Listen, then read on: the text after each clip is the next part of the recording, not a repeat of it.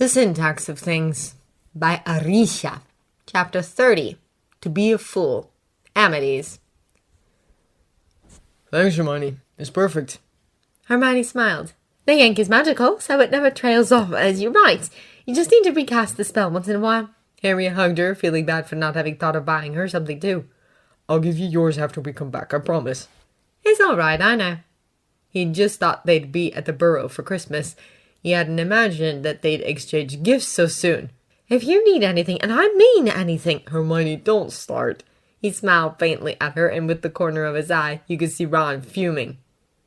He's staring, he informed her. Hermione rose to her full height, her shoulders square.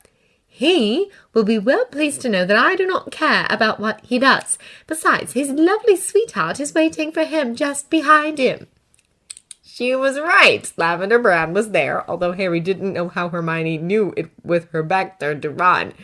Harry placed the peacock-feathered quill into his bag and sat on the couch. As much as he didn't want to look at Ron, his eyes seemed to have a will of their own, almost pushing themselves up to him.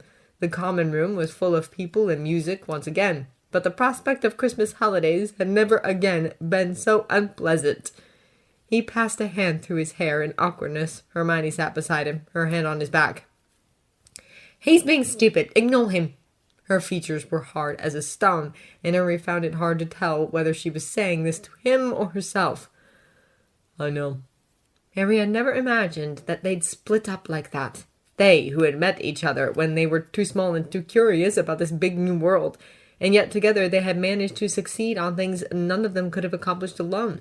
They used to imagine how their lives would be together when they'd be older, after graduation and after Voldemort. Just the three of them, happy, independent, free, and still together. Still friends until the very end. They'd made a promise once that nothing would get between them, no matter the difficulties, whatever may come. Now Hermione wouldn't speak to Ron because of Lavender, and Ron wouldn't speak to Harry for Ginny's sake, and Harry found himself barely interested in speaking to anyone in general. Spending time with Hermione just wasn't the same anymore. The missing part of their trio was just too perceptible to ignore, too painful. Harry! He looked up. You can still go, you know. It's Miss Weasley who invited you, not Ron. It might help you both solve this out if you spend some time together. This has happened before. Yes, when they fought over Quidditch and the Triwizard, not over taking advantage of Ron's little sister. I'll think about it. He wouldn't, but he was tired of discussing this, tired of having done this, tired of having stopped it. Then he remembered of something else, something he hadn't told her yet. Oh, by the way, he said, lowering his voice, I think Dumbledore liked the fact that I'm staying. He has tasked me with something, and he said it'd be helpful if I stayed anyway. Hermione shifted in her seat, giving him a serious look.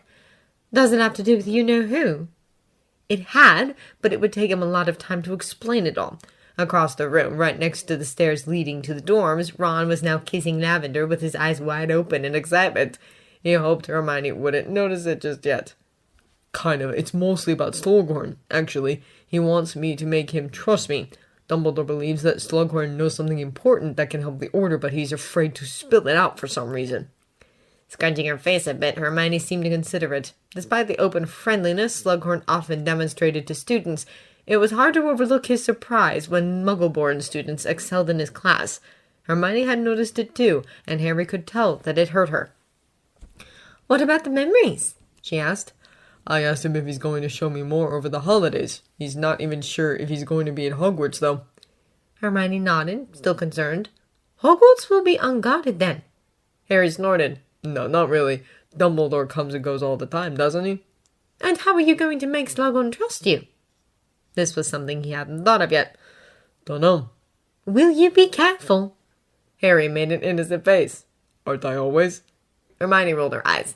He's a Slytherin. Harry, if you are going to lie to him, please remember that he's probably good at detecting lies. I mean, if Dumbledore himself hasn't succeeded in making him share what he's hiding. She chewed her lip in deep thought. Then he must be pretty good at telling lies too. And most importantly, she made a small pause for emphasis, don't forget that he's a professor. Harry chuckled, and then took her hand in his own in appreciation for everything she had done for him. For a moment, neither of them talked, and Harry wondered in dread whose side Hermione would have taken if Ron had fallen for her instead of Lavender. "Anyways," she said at last, "good luck with that. Please don't do anything insane." "Oh, you know me. I never," Harry replied. Hermione suppressed a smile. "And please give that book back before someone gets hurt. Please, Harry." "Okay." "I mean it." "I will," he promised, but there was no way he'd return the prince's book. Hermione could see through the lie most likely, but she didn't push it. "You're coming to the party tomorrow, right?"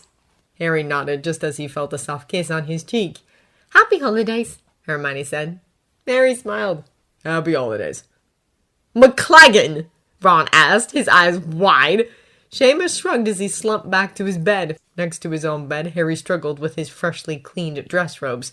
The bow tie seemed awkward, and the robes themselves were too tight on his chest. Had the elves done something to them, or had he grown that much since last year?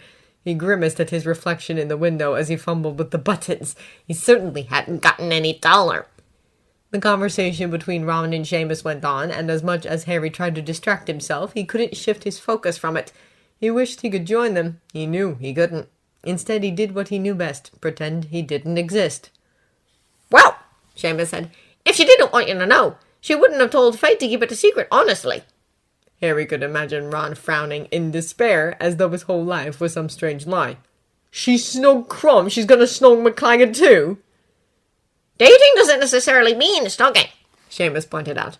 "Or maybe it does," he added, sounding unsure. "It does," Ron confirmed. "I thought you didn't care, right?" "But I don't. I'm just sad for, her poor life choices."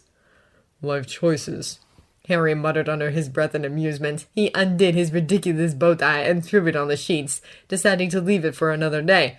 Then, after patting his hopeless hair a few times, he shoved his wand and invisibility cloak into his pockets. He was ready. Somehow finding the courage, he stopped right in front of them before leaving the room. "I'm sure Slughorn wouldn't mind if you wanted to come," he said. "It's a Christmas thing anyway. It's not like he's going to tell you to get lost because you're not in the club." The silence that followed was one of those that stretched and stretched, making every second seem like an eternity, humiliated and ignored by his own best friend. A new low. Harry wondered how much time of silent staring was considered a clear "fuck off." "Never mind." His steps were loud against the cold stones of the corridors, so loud they could almost muffle his self-loathing. "Remind me what other subjects you're taking, Harry?" asked Slughorn. The party was just like Harry expected it, not boring enough for him to retire, but not interesting enough for him to wish to ever attend anything like it again. If it weren't for Dumbledore's request to befriend Slughorn, Harry wouldn't be here. "Defense against the dark arts, charms, transfiguration, herbology." "All the subjects required, in short, foreign horror," interrupted Snape with a cold sneer. "Well, yeah, that's what I'd like to do," retorted Harry. "And a great one you'll make, too," Slughorn said with enthusiasm. Harry gave him an honest smile. "I don't think you should be an horror, Harry," Luna argued. "The horrors are part of the Rotfang conspiracy. I thought everyone knew that. They're working to bring down the Ministry of Magic from within, using a combination of dark magic and gun disease." Harry almost choked on his drink. He was about to make a comment on Luna's new conspiracy theory when Filch and Draco Malfoy appeared in a state of utter panic. Filch was dragging Malfoy by the ear. Malfoy's face was red with embarrassment.